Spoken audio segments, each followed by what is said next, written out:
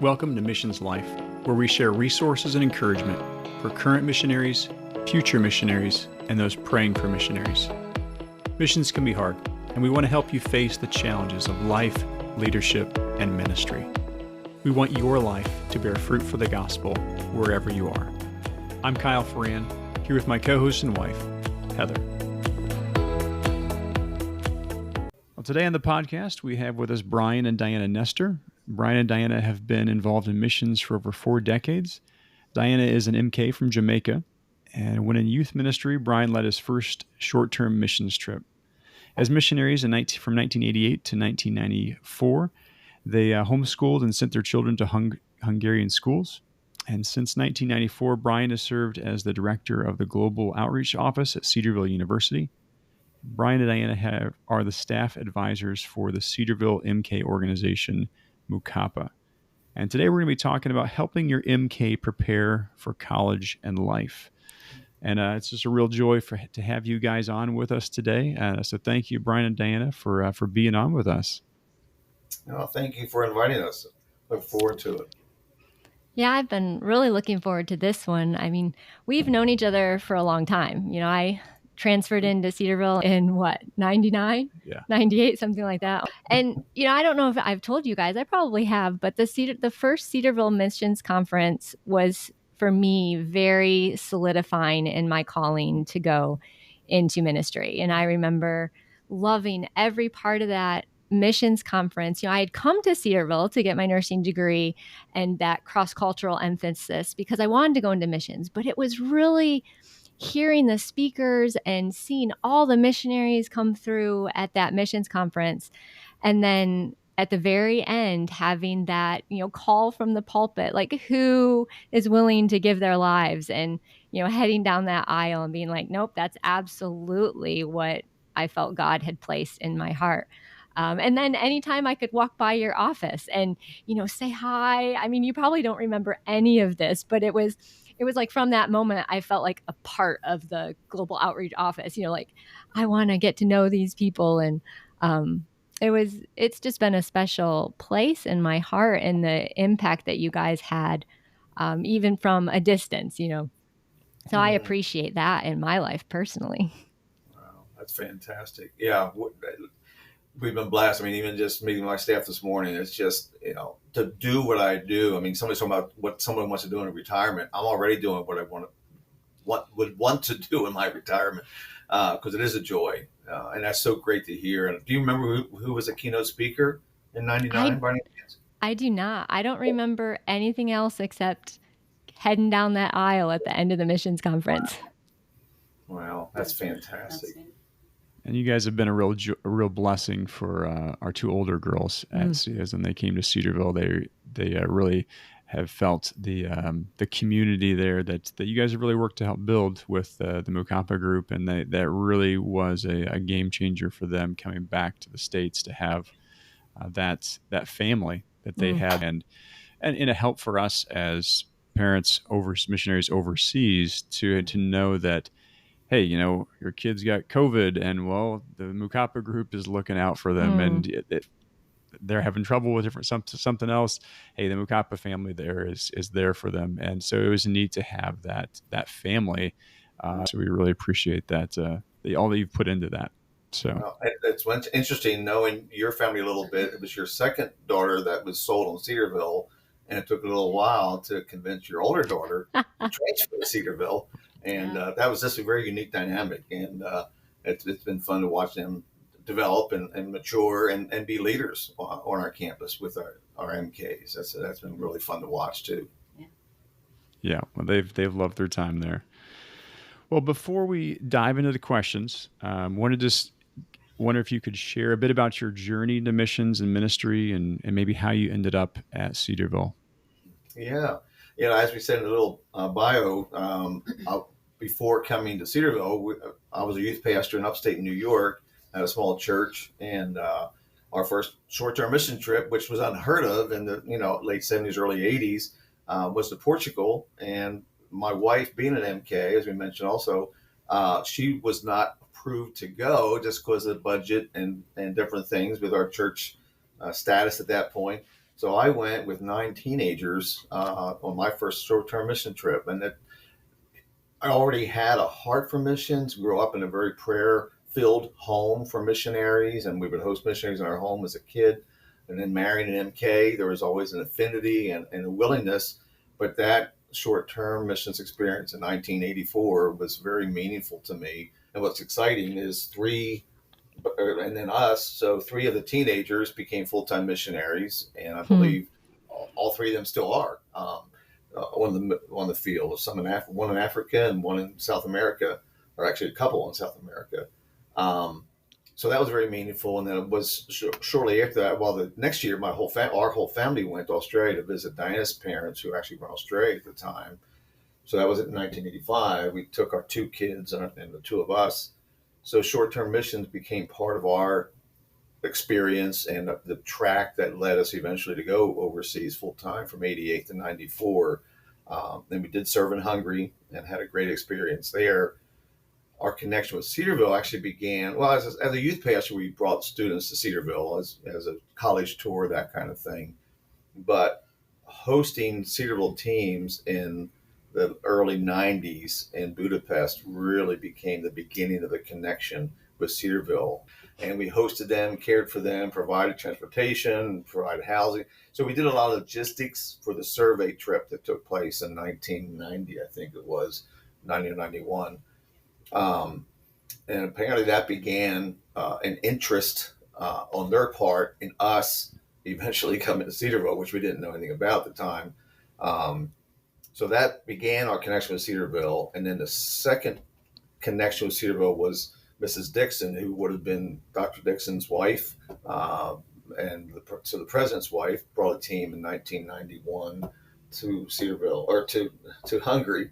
And that apparently was a very positive thing, because then in 94, we were on furlough. We came to one of those missions conferences in the spring of 94. And I had no idea at that point that they were looking for someone to become the director of MIS, as it was called, and now it's called Global Outreach. So anyway, the Lord just started turning some things. They asked us to come visit. So anyway, the Lord led us here in 94, and so now just finishing 30 years of short-term missions. And 10 years ago, they did add the local ministry. So my office is responsible for local church outreach and student ministries on a regular basis, week by week, as well as all the spring break and summer mission trips that take place. So that's kind of the story of getting us here from the mission field and from youth ministry. Been enjoying being here for the last 30 years. Very good. Yeah, you guys definitely stay busy down there. And what we really want to kind of lean into and talk about during this podcast is supporting and helping and encouraging MKs that need to make that transition from living overseas to maybe doing college life in America. So could you guys describe some of the challenges that MKs face when they leave their host country and come to the United States for university or a job? Well, yeah. I remember being very scared to come back to the States because I was so truly embedded in the culture in Jamaica, and went to school there. We helped my dad build a church, literally with our hands. We painted.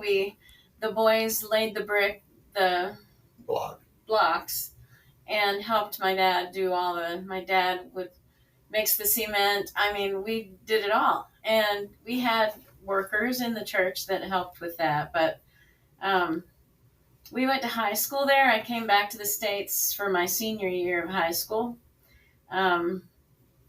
Went straight to Tennessee Temple. And boy, that year I was 16 going on 17. And it was quite a transition, because there's grief that you deal with. You're leaving all your best friends, and familiarity and all the things. And then you make so many stupid mistakes. I mean, just not knowing about things in life. And, I thought a factory outlet was where the smoke came out of the factories. I didn't know that a factory outlet was where you shop, and so there were little things which became big. And laugh about them now. We laugh about them now, but they're, it's just frustrating. The kids who come from another culture to this culture, first of all, they have to get used to this culture.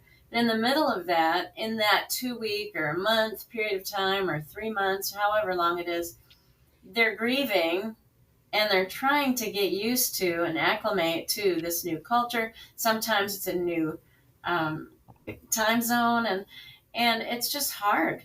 A lot of it is getting used to shopping in American stores where they've been in a tiny country with small stores, small shops, and it's just everything about it is different.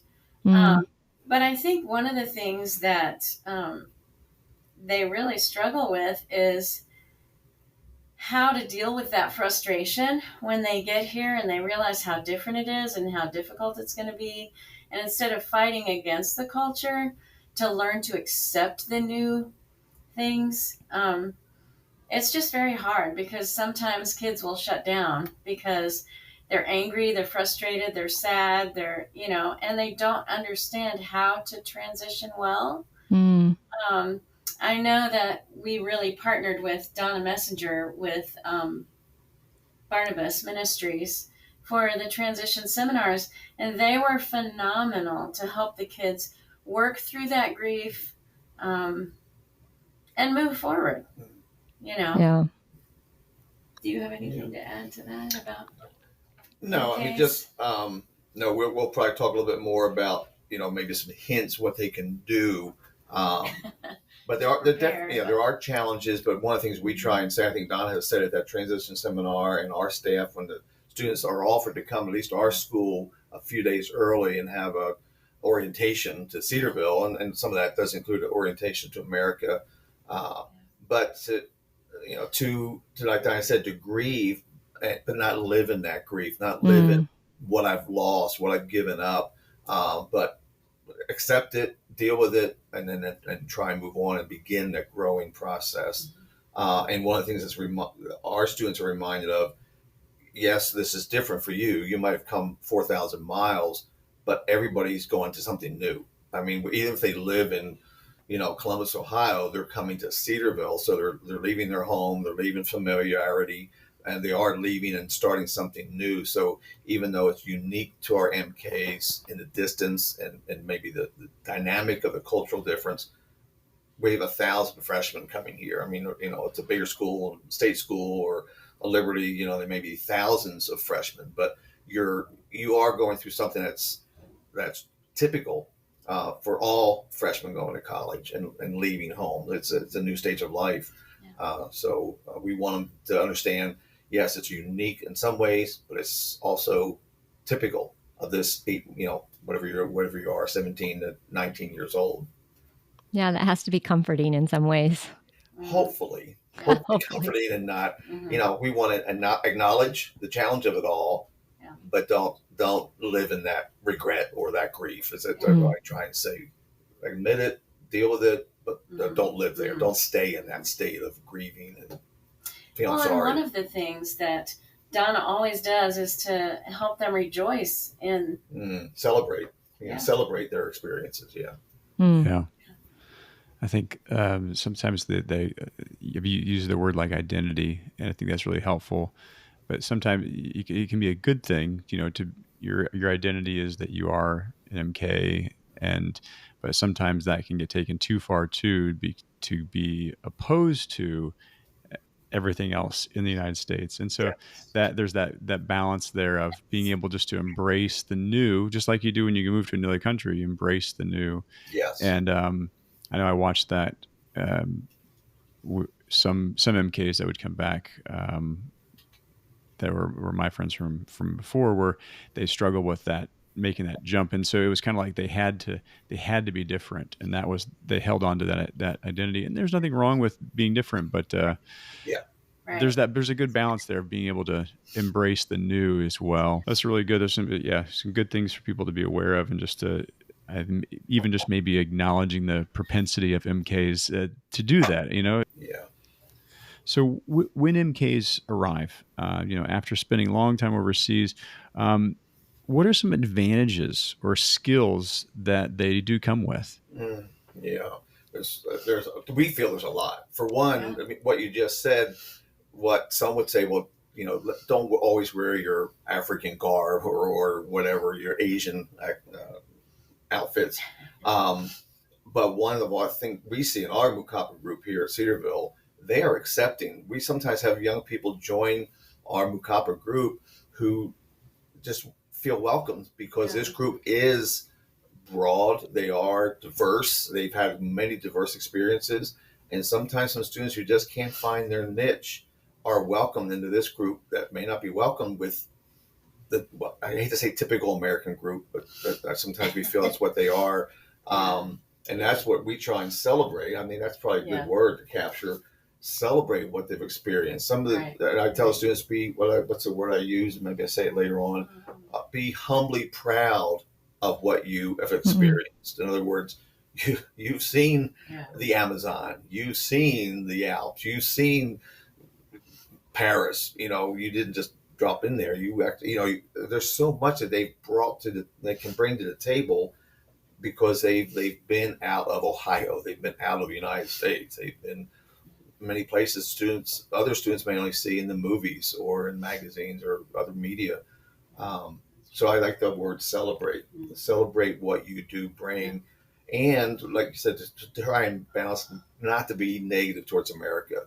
One of the things that happens, I can't remember if your children have gone to snow camp. It's an MK snow camp up in Michigan. And one of the things he says, we got to remember that, yes, we've experienced many places in the world and we're proud of it, but we cannot become anti-American because if it wasn't for the American churches, American support, we wouldn't have been able to grow up in Africa or in Europe or in Asia. So there is that balance of not becoming, negative towards our home culture or towards, the culture they just came from. Because that's one thing I know, when missionaries get ready to go, there's a lot of cultural training. So when you go there, you do adapt and you accept and you listen and learn. And then, and I think a lot of agencies now are working hard to bring us back, to again be ready for that transition, to have that cultural adaptation to come back to America. Because we were only overseas full time for 3.5, 4 years. And there was some, America changes in 3 to 4 years, the politics part, the government, the wealth, and it's sometimes hard to come back to America without that judgmental spirit. And, we want to celebrate and acknowledge, but try not to have that critical spirit towards where we were or where we're now coming to. And the other thing you mentioned about the worldview, as we were talking about this last night. Yeah, they have a broader worldview. And one of the things that Brian says is don't dump the whole load all at once when you're talking to an American, because you think that's the only chance you're going to have to see them. Generally, that's not true on a small college campus. They're going to see these people again, especially if they live in your dorm. You'll have all year or next year, but be better listeners rather than just talking. Be better listeners as they're learning the culture, as they're coming into this new phase of their lives, and to enable them to learn better how to deal with things is listen. Listen a lot. Don't just be the one talking every time you walk into a room. Listen. Yeah, I remember my girls unpacking after, they had both gone to reentry programs, transition programs, and that whole idea of, MKs go deep fast with each other because you don't know if you're going to see them again, or this might be the 1 week, at some big conference. And when you're in kind of a monoculture, all similar culture, and you're not very transient, you have a lot of time to get to know someone. So you start kind of shallow and you get to decide, do I really want to go deeper with this person? And so it was really interesting for my girls to realize, wow, I probably shouldn't go deep really fast. No one needs to know all of that right away, take this slow. But I love that you mentioned listening. And I think that's a good way for all of us as we come back into America to kind of relearn, okay, where's culture at right now? I mean, we're told to be good listeners when we go over to our countries, but to be reminded that, especially for our kiddos, we need to be good listeners when we're here in America too. It's like learning a new culture. I think you mentioned some of that, like the diversity there and the acceptance and working with other people. And I remember, I can't remember where it was I heard this, but how some jobs even pursue MKs because they have been able to adapt in so many different cultures that they actually have a lot of practice with that and can work well in international organizations and groups like that. And so just the experiences in life that they've had actually prepare them for some jobs and careers that they're able to work very, very well with people and be accepting that way. And that's a skill that is developed naturally because they're forced to do that as they go to churches in different countries, and you get a lot of practice at that at a young age. So that can be a benefit to them as they start their career and start life. Yeah, absolutely. Yeah, one of our former professors that was here when you guys were around, Frank Janista, he was actually an MK back in the 50s and 60s in Philippines, and I think his mom, she may have passed away, but she was a long-time missionary, still in her 90s, living there in Philippines. Did not want to come back to America, but he would say to our students often, we'd have him come and address our MKs especially. He said, you guys have what you just said, just a tremendous possibility of many vocations. Missions, for one, is wonderful, but also diplomatic corps and government jobs and embassies, just so many things, because you have learned other cultures and you have traveled and you have adapted and really on the language, just having language skills besides our English. So they do have a lot of advantage, and we want to help them think about those advantages. Yeah. In your experience, what does it look like when an MK thrives at college? I think we want to be involved in Mukapa. We're not the only organization. I think there's like 150 organizations just at Cedarville. But what I love to see, there's a lot of places that they can connect. So to me, for them to thrive is to have multiple places that they're comfortable. As you all would remember, the dorm life, and I trust your daughters had a good experience in the dorm life, residence life, very intentional about discipleship and relationship building. Many other opportunities here on our campus. And I think when they thrive, it's when they are diverse, even in their connections and activities, not just that one thing. I play volleyball and that's all I want to do, or ultimate frisbee or soccer, or football, as they call it from many other countries. You want to have that diversity in your connections and in your friendships. And sometimes that needs to be pushed a little bit, because some, they find comfort in Mukapa or one of the other international groups because that's where they understand one another. But to really grow through your college experience, you need to have more than that one identity group. And I think that would evidence the thriving.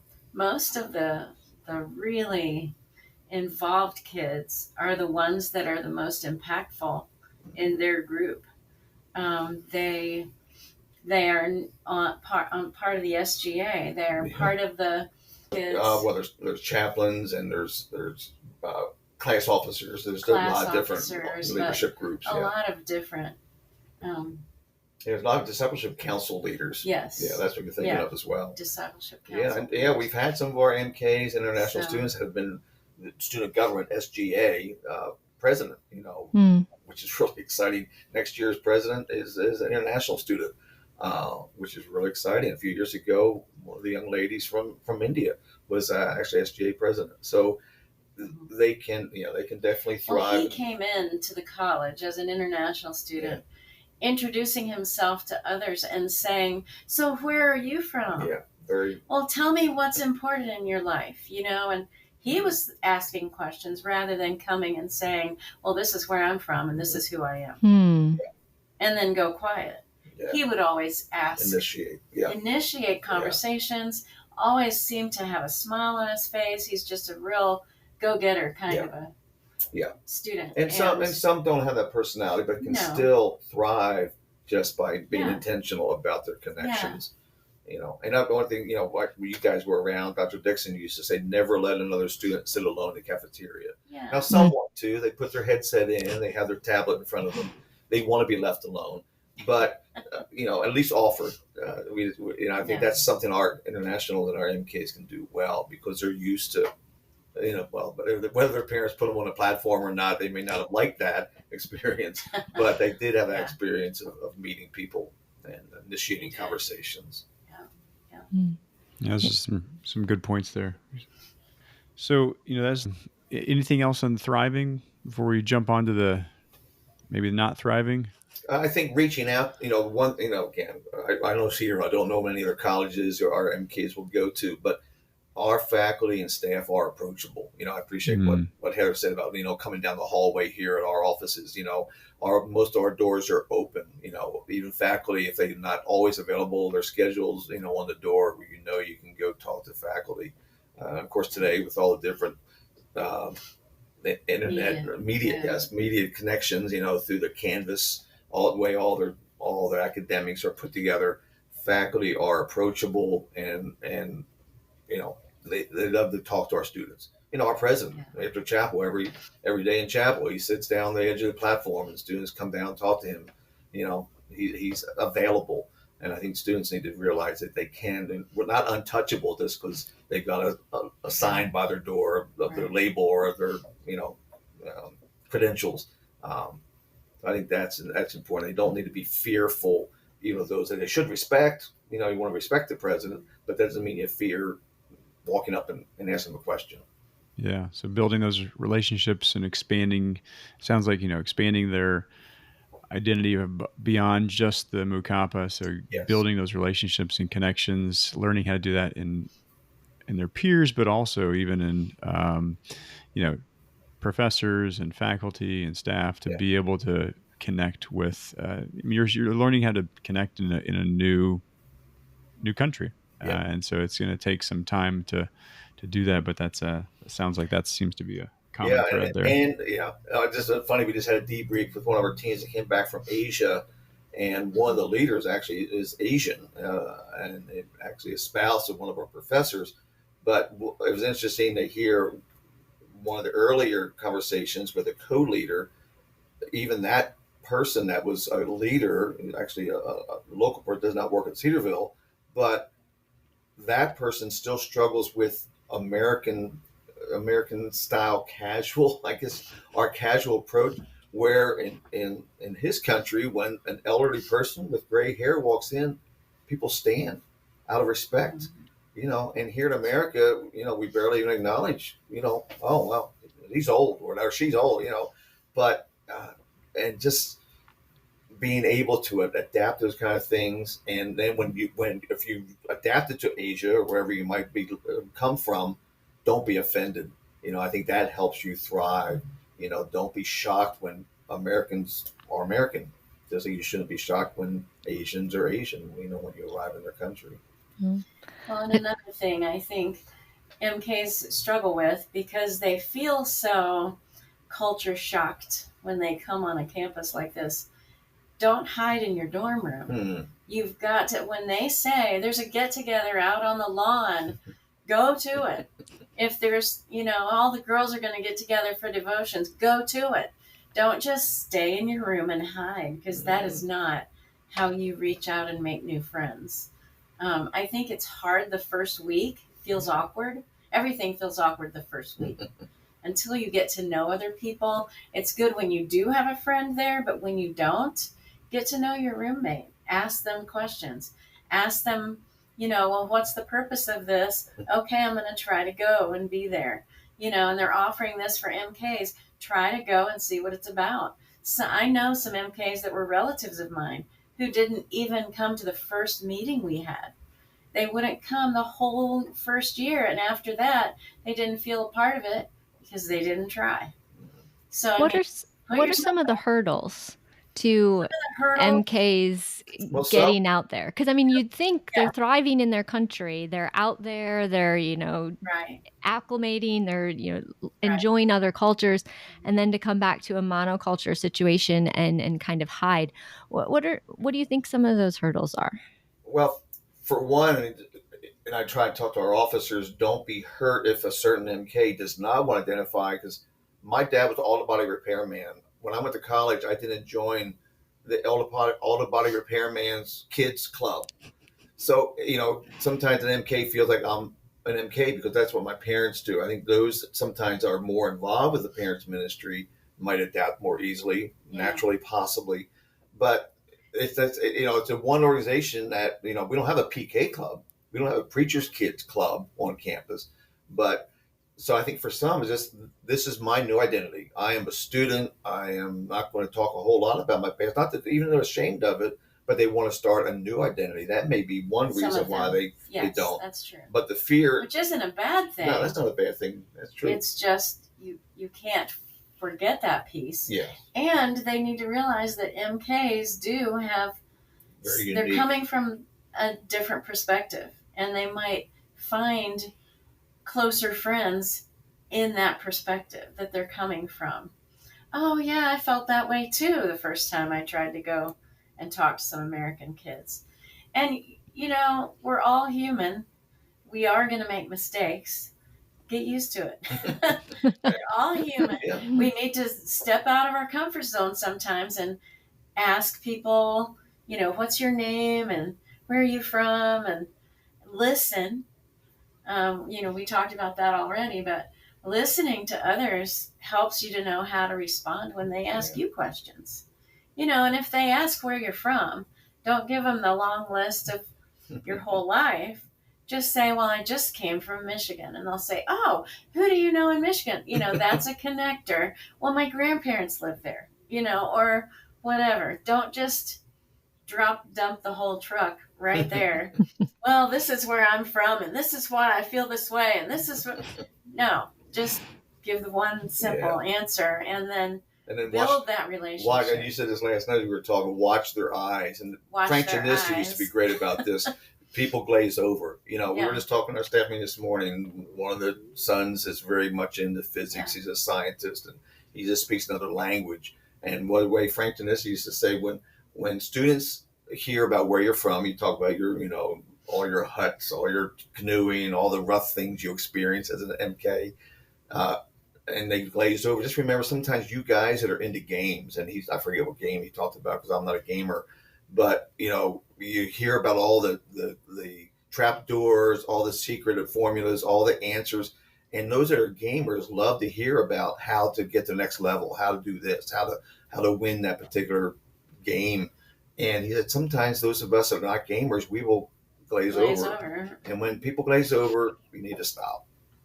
Be attentive to your audience, and when they're not with you anymore because you're speaking another language, it's time to move on to something else and ask them a question. That's good.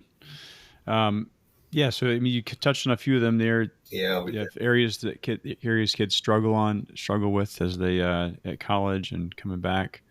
Anything else there that kind of comes to mind? Yeah. I would say most MKs, and I struggled with this, I didn't know a whole lot about U.S. history. I studied European history in Jamaica and British history. I did not study U.S. history. So I was in remedial history class at college. They teach, I think a lot of countries teach problem-solving skills. Differently than they do in America. There's a lot of memorization that happens, especially if you're learning another language or just about the culture. They're stronger in their math skills and their history, and not necessarily. So it's harder. But I'll tell you, I think the MKs that come in with a strong walk with God, I think that's something parents probably should key in on. Is make sure where your kids are spiritually so that they can thrive. Grow. Yeah. Mm-hmm. Yeah, it's key. Yeah. Yeah, and then I think, again, we have what's called pathways and gateways here, some introductory courses that are taught by some of our faculty to help, especially I get them mixed up, but I think gateway is for those who have English as their second language. So a lot of the internationals take that class just to get ready to study in American university culture. And then pathways is more for the MKs, even though they are, first language American, they understand the English language, carry a U.S. passport, but they've been out of the country for a meaningful amount of time. So pathways helps them to adapt and just study skills, interaction and relational things. So I think we're trying to help students not struggle as much with some of those transition changes. Yeah. I chuckle when you said never having American history and just all the things that our university girls, stumbled over not knowing. Yeah. And I remember when one of the girls, who will remain nameless, didn't know that states had flags. And someone had mentioned a state flag, and she's like, states don't have flags. A country has a flag. And this American was trying to explain, no. Every single state has a flag. And then she found out, and a state flower, and a state bird, and a state tree. And she's just like, what in the world? These states are like little countries. But, she just that idea that America's all these states that are very independent in one country was just, mind blowing. So there's some things that they just kind of have to discover on their own. But it is sometimes a disadvantage to feeling like you fit in, or can have carrying on a meaningful conversation when sometimes they feel every time they open their mouth they're saying it wrong, or they couldn't contribute to the sports conversation about American football or the latest music and things. I can understand where maybe isolation would seem the easier path to take. Yeah. And then you don't have to open your mouth and feel like every time you're making a mistake. I could definitely see. I probably would have been one of those people that would be easier just to stay in my dorm room. Yeah. And we were just with grandkids last week in Colorado, and it's funny now as our children have teenage children, and our almost 40-year-old children of ours are feeling awkward because they don't understand middle school lingo. And so things change every 4 to 8 years. The words, and that's what, like you said, that may cause a student to hide in a room, because as soon as you say the wrong word in certain settings and people laugh, you have no idea why they're laughing because you said the wrong word. And I don't know how to conquer that, because it's, in America at least, that's a moving target. The idioms, Americanisms, it changes so quick. Said, learn to laugh at yourself. Yes. Learn to laugh with them. Go, oh, I had no clue. I'm so sorry. And then say, well, what does it mean? Or what is the right word to use? Okay, got it. Yeah. Okay. That's it. We were all told that when we learned a language in another culture, another place. Mm-hmm. Laugh at yourself, because the nationals are laughing at you. So just laugh with them. And that's tough for an 18-year-old. I mean, it was tough for a 30-year-old when we tried to learn Hungarian, but for an 18-year-old, what I almost hear you saying is, really transitioning back to college, back to America, and taking it as seriously as you do when you transition to a new country. As a whole family, if we have to looking at it as learning a new culture and giving ourselves grace in learning a new culture, and hoping that the people that we surround ourselves with will extend us the same grace. Yes. Right. Yes. And for parents to understand that the same stress level that they had when they were moving to a new country and learning a new language, their kids are going to be going through that in college when they transition back. Yeah. So, that's kind of a good segue into the next question I want to ask. What could or should parents be doing in high school that could launch their kids well into college? Do any skills come to mind, or conversations they should be having? What can we do during the years to prepare them? Yeah, that's that. So so parents, I think you want to, like Diana said, intentionally. I think the biggest thing is make sure their walk with the Lord is vibrant and growing, and they're engaging in their own faith as their own, not their parents. Well, and being intentional and teaching them the foundations of our faith. Mm-hmm. And make sure that they know it. Don't depend on the school, the Christian school, to teach them all of what they need to know about the Lord Jesus Christ. And making sure that we're having devotions with them together as a family, and make sure they're reading their Bible on their own and having a relationship with God. But you said I'll talk about how to study. Oh, please teach your kids how to study. Mm-hmm. It is so hard for kids who are coming from another culture if they've only just learned how to memorize lists. Memorizing lists are good, but learning how to study. One of the things my brother taught me, but not until I was in college, was because I struggled my first 2 years in college, and I said, what can I do to make my study time better? And they said, just rewrite your notes. Copy your notes, focus on what you're writing, and hopefully that'll bring it to mind later when you have a test or a quiz or whatever. So, just teach your kids how to study well and how to retain that information. Sometimes sharing that information with someone else helps. So study groups on campus are really a good way to make good friends and to learn how to study together. Without putting pressure on other people, but yes, there's a lot of study groups options. That's a great idea. But I can see that being really helpful, even if an MK is struggling to learn like academic level English. Their peers can help unpack previous lectures and stuff like that. So that's a really good tip. Yeah. I don't know how to warn those from more primitive fields when they come to America. I mean, it's just shocking. I mean, grocery stores are shocking, let alone, we are a conservative Christian college with curfews, with, expectations, required chapel. But you go in your dorm, and I think as long as you're in your room, that box is checked. There's the self-control, self-discipline. We've had students who really struggle when they come back to the States because they never had so much technology before them on their phones, on their devices. And we've had students, just totally fail because they're not self-disciplined in the area of time management, study skills, and just being able to say no to the temptation of playing games all night. Or, all of those things. Yeah. I mean, they've got to learn to be an adult, and that's so hard because, just all of a sudden because you're 18 and you leave home, you're expected to make those kind of wise choices. But that's really what they got to do as they start college. Teach your kids how to pack for themselves. Moms, a lot of times, will pack for their kids, and then their kids get here and go, I don't know I don't know what's in my suitcase. My mom packed.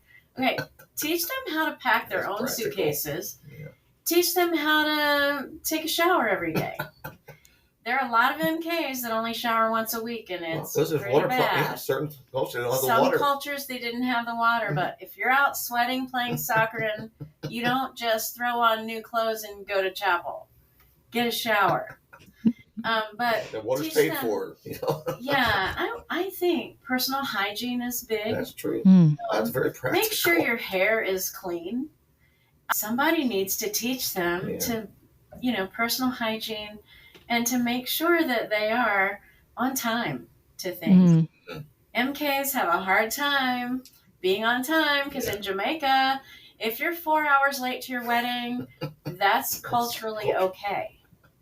That is not okay in America. Well, and some of the faculty, there's classes. I mean, you can't be 1 minute late to class, or you are in trouble. Yeah, that'll start with I mean, just teaching them punctuality. Yeah. If you make a promise to be somewhere, be there. Don't say I'm coming and then not show up. And so it's just understanding. When we were in Hungary, one of our first appointments looking for a house, I think, the way they say bottom of the hour, it's instead of being 10:30, it's 11. Let's see, somehow it's just the other way. We're 30 minutes before the hour instead of 30 minutes after the hour. Just the way they tell time, it's like 30 minutes previous rather than 30 minutes after. So we were late to an appointment because we misunderstood of course, it's military time as well. It's like 14:30 instead of 2:30. But yeah, just being able to learn quickly is really key. Yeah, that's some really good practical advice. That's for sure. Yeah, I can see the time aspect being very difficult for the African students who people and conversations are more important than punctuality, and being able to understand the correct priority in America to to not miss out on things or be penalized, in university. That could be a big jump, but something definitely that would be important. Yeah. And we've even talked about that, because she's more relational than I am, but when I try and we work together as a couple, this conversation we're having with you is very important. But if I have a meeting at noon, my relationship with that person is also important. So sometimes we use the excuse, well, I'm relational, so I don't want to, leave this conversation or this meeting too soon.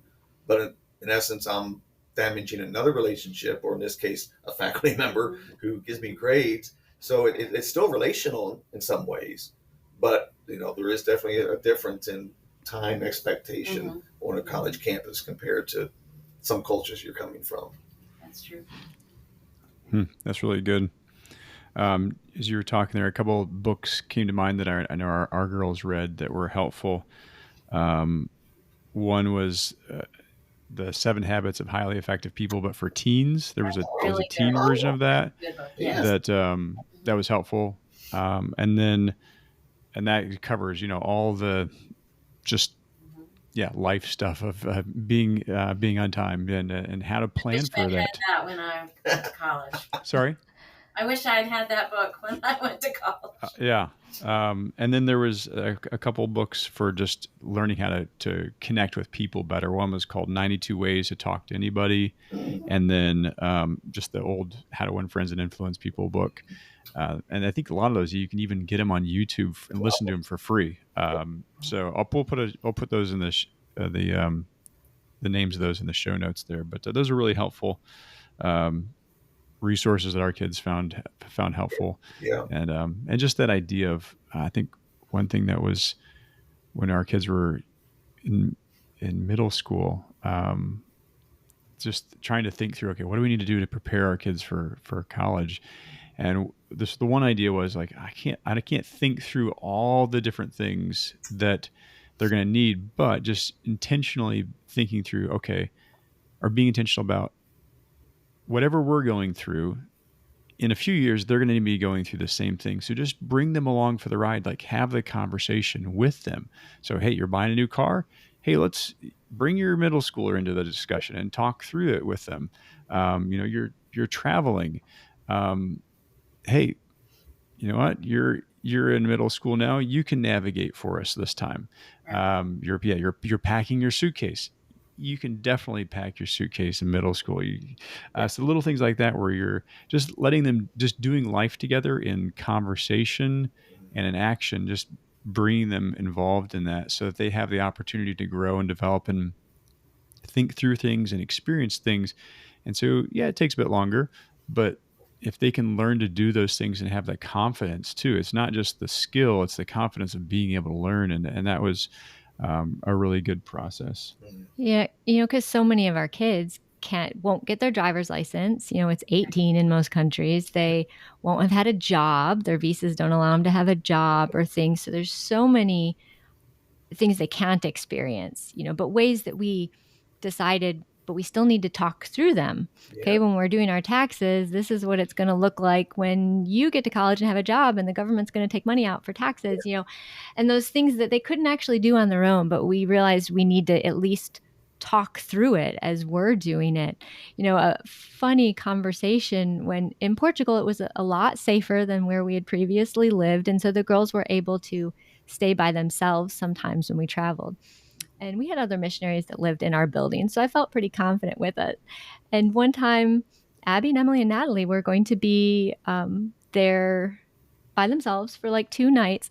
And another mission board, another missionary mom had a daughter the same age. And she called and she's like, this is going to be the weirdest thing I've ever asked. But, soon my daughter's going to graduate and go back to the States for college, and she has never stayed alone. Can she come and adult with your girls while they adult and kind of get a little taste of this? And I was like, absolutely. I mean, whether that was a good decision or bad, whether people are judging me right now, that's okay. It was a good decision. It was a good time for all of our girls.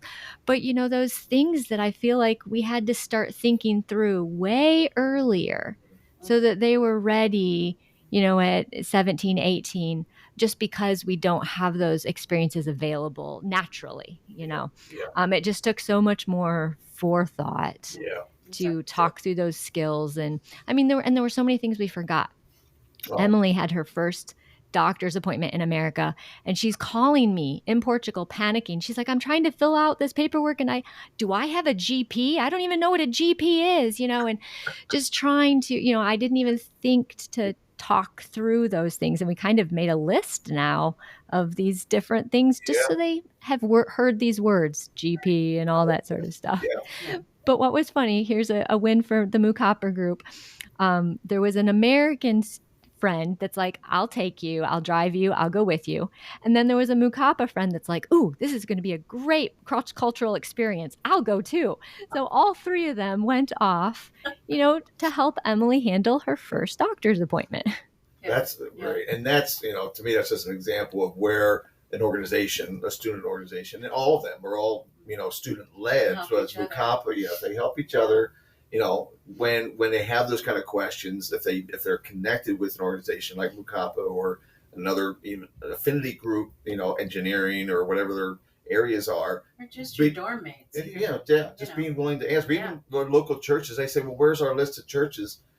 Ask people up and down the hall. Ask your resident life people. Ask your discipleship leaders. All the students are very mobile, even compared to when you guys were here 20 years ago. There are a lot more cars and people get to different churches. So asking questions and letting the upperclassmen give you advice is very, very helpful for those and faculty staff. Because we're willing to take people to the doctor. We're willing, but nobody ever, well, the students, some students do, and some resist asking an adult. So over the years when there's been an emergency and one of our MKs in the hospital, I usually try and go, and then if it's a girl, Diana definitely goes. But usually the students are there before I am. The student officers, the officers, they just, and that's why I tell others, they care for one another, almost like pastoral care. They just have that. Is there anything else that you mentioned the early orientation, and you touched on a little bit earlier, some of the like the reentry programs. Is there anything else you'd want to mention about the reentry programs or anything like that? There's no way that you can, make it easy.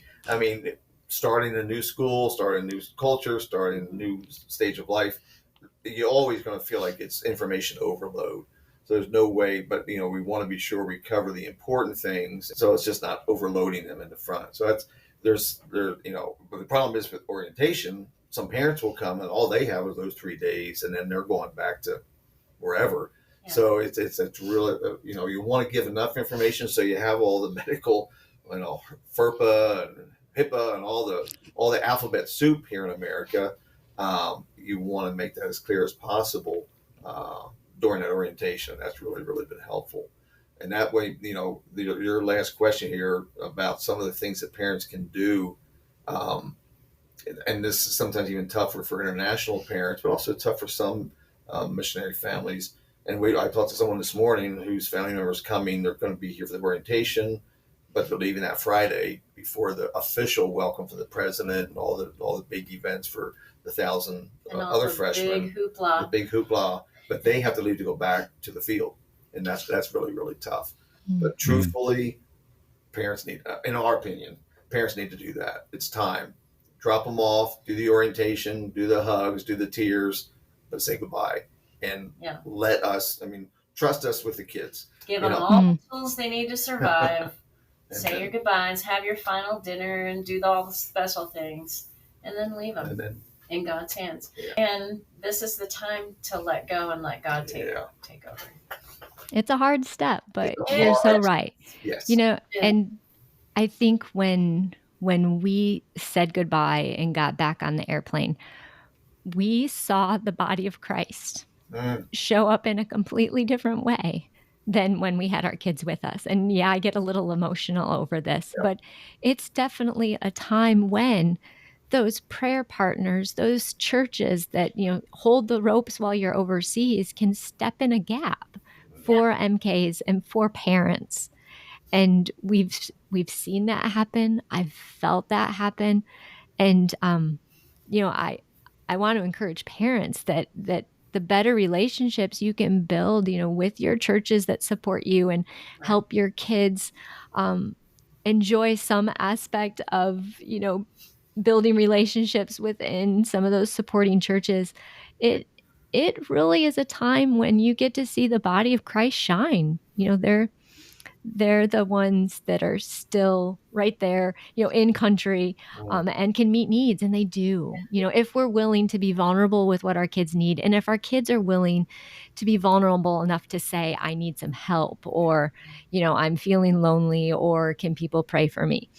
I think it goes both ways. I think if there's any churches or missions teams listening to this too, just a really neat thing there is that we had some of our churches that would really even stepped up more when our kids came back and really, they'd send them care packages and notes to them. Whereas before it was always just, to the family. And so they maybe didn't feel as like, oh, this church is like taking ownership of me too and caring for me. And so that was really meaningful when they had churches do this, send a care package to them at college. And little things like that were really sweet, and they really appreciated those kind of things. So there's little things like that churches can be thinking about, like when college kids come back, they're separated from their family from thousands and thousands of miles. What are some unique ways that they could show care and concern to the kids? Absolutely. So and we've got some local churches here. I wish our church was better, but we know we get so many from the college. But occasionally I'll hear of a student or a family member. We have some internationals that attend our church, and if they know we have a student from their home country, they want us to connect them. And there's some churches even 15, 20 miles away that have just a wonderful job of connecting. A lot of our MKs have really connected there. Even post-graduation, they're still attending and participating in that church. So that's the other thing. The local churches have done a great job in that here, as well as I like your idea as a supporting churches staying supportive in different ways as well. Mm-hmm.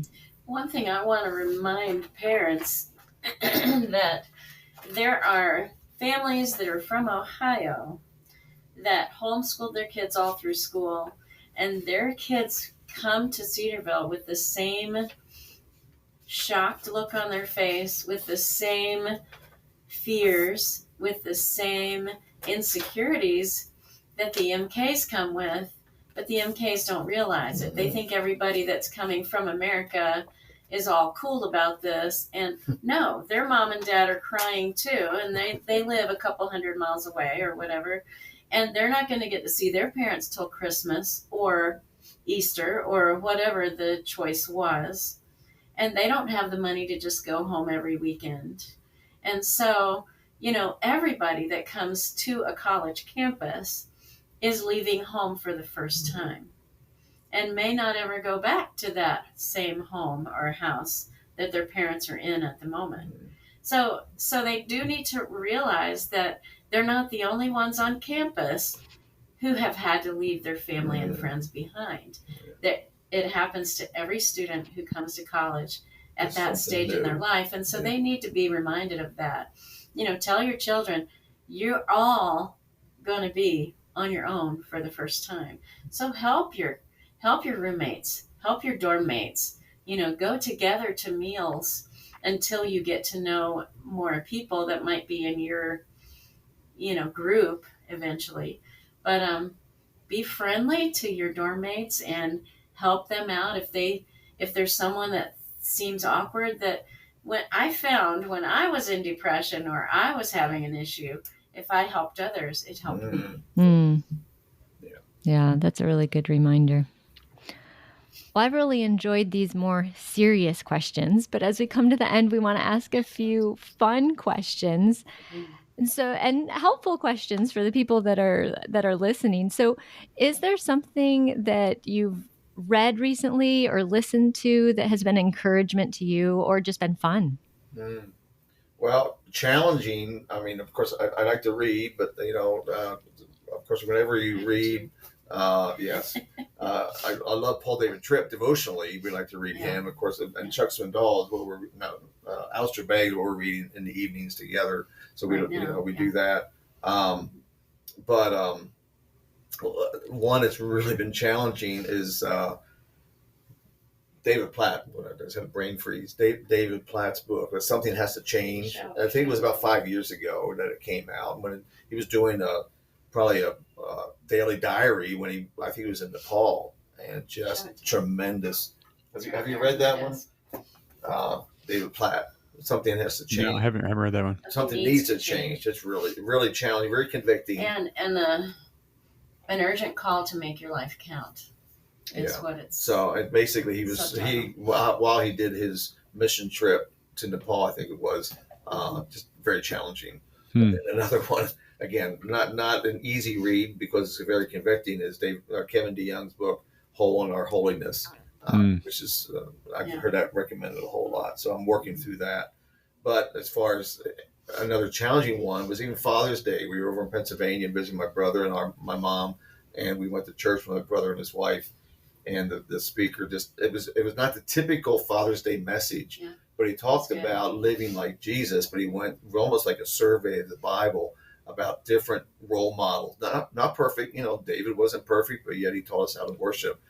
Ezra wasn't perfect, but yet he was a great teacher and a great leader. Nehemiah, same great leader. Just different role models, and it was very challenging that we all are being imitated. And all to be imitatable. I'm not even sure if that's the correct word, but Paul said over and over again, follow me, imitate me as I imitate Christ. And that was challenging, yet also, something I enjoyed, that challenge. It was convicting, but yet enjoyable as well. That's good.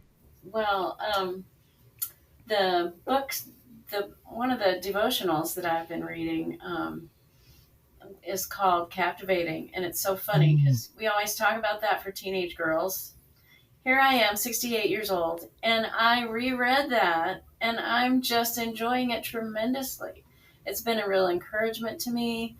It helps young ladies and men, for the men, the Wild at Heart. Eldridge, yeah. Stacy and John and Stacy Eldridge. Yeah. Wrote those books, Wild at Heart for boys and Captivating for girls. And I am just learning so much about our relationship, how I respond to things and how he responds to things and how God expects us to respond to things. And it's just been so refreshing to go back and read this book that is for teenagers, but yet to revisit those and say, wow, this is for me now. There's so much, and they bring scripture into it, and so it's just been encouraging for me to reread some of the books that I don't remember ever reading that, but I gave it to my daughter to read, and then she gave me the study book when she went off to college. She said, you might want to fill that in and study that sometime. Well, here it is so many years later, 20, 30, 40 years later, since she left home, 30 years ago. Yeah. But anyway, it's just been a real blessing in my life. But making sure that we are reading and studying God's Word and keeping our relationship fresh with God is important too. Yeah. Are there any activities or hobbies or things whatever you do just to stay energized and refreshed that you enjoy doing? Well, this kind of thing, fellowshipping with friends. We just went to a reunion. I graduated from my first year of Bible school up at Word of Life 50 years ago. I went to Bible school right out of high school, 73 to 74. So that was just a sweet time to reunion. I mean, out of our class of 125, there may have been 30 plus spouses. That's a good number for a reunion of 50 years. And I'm not a reunion person, but yet I do find that refreshing. I reunite with someone you all know, Bob, who was the vice president of Christian Bob Ministries, Bob Rome, when you were, Bob Rome. Yeah. we get together monthly just to get together and enjoy lunch together. Mm-hmm. So for us to spend time with friends. Several of those couples, Chris and Pam Miller, were in his group, in his graduating class, and he's now a Bible professor here at Cedarville University. And he knew Brian longer than I did. Yeah. So yeah, we know each other for over 50 years. Yeah. So this, spending time with friends, and we don't do it often, but what happens as you get older, you'll learn it when you guys get older. You get, you experience as missionaries, you pick up after being gone for 4 years or separated for 4 years at your fellowship times. That is really refreshing. And of course, now with technology, we can do it through FaceTime or other means of communicating. But that reunion was special. We went back to where I went to school, and also for our first 8 years of full-time ministry was back up there in the Adirondacks. Mm-hmm. So we got to see people, and those times are always refreshing and encouraging. And another thing that I just thought of is when you're talking about technology, unplug your headphones when you're walking down the sidewalk and look up. And look at where you're walking and meet the people that are new in front of your face. Yeah. That's something that we've noticed even in restaurants and here in America. You'll go into a restaurant and there will be several tables where everybody's looking at their phone instead of talking to their family across the table. And I think that's one thing that this generation coming in, needs to be reminded of, turn off your phone, turn off the book that you're reading. You can do that when you're alone. Focus on opening up your horizons by walking and looking up in the sky, looking at people, meeting people, make eye contact. That's a hard thing, I think, for some cultures. Yeah. That MKs are coming from another culture, and it's better for them to make eye contact and learn to smile. Mm. At other people and just be friendly. And that's funny. You had another question here about a resource or an app. So Diana's saying unplug. So there's a balance in all that. There is a balance. Yeah. Because we, as far as apps go, we do listen to the Bible. The U version and so forth. So there are things we utilize, and it's a balance. Having that balance in life in every area is challenging but necessary. Absolutely. And it's probably a lot more helpful if kids start learning and practicing that balance in high school before they get submersed in a situation where maybe there's some tensions and some fears, and it's easier to retreat into technology. Yeah. Well, we really appreciate you guys being on the podcast today. It's a real joy to be able to have this conversation, and I hope that, and you guys shared some great content there that not only parents but also MKs and churches could be using to just to help prepare MKs for college and life as they make that transition. And it is a big transition, and so the more people can prepare for that and be taking those steps to be thinking through that and talking through that, it helps demystify that, and it can help them to transition well. So thank you guys so much for being on today. Well, thank you. Thank you for the invitation. It's been great. Well, that's all for this show, and we want to thank you again for spending your valuable time with us today. If you enjoyed this episode, please consider taking just a moment and giving us a great review.